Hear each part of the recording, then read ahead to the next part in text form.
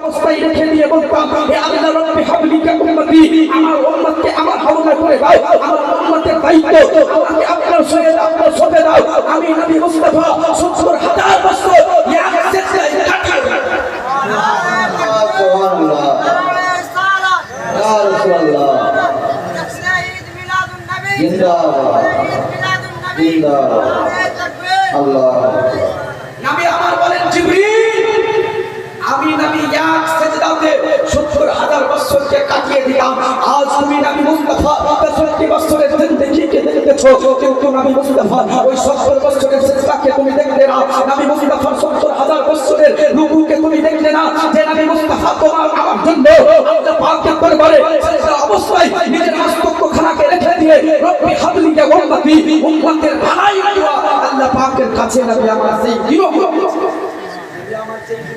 বুকে আসতেছেন, সেই দিন নবী আমার করতে আছেন রব্বি হাবলি কা উম্মতি, রব্বি হাবলি কা উম্মতি। মহান আল্লাহ পাকের কোরআন আপনি উঠিয়ে দেখেন, আল্লাহ পাক বলতে আছেন ওয়া আন মা বি নি'মাতি রাব্বিকা ফাহাদ্দিস।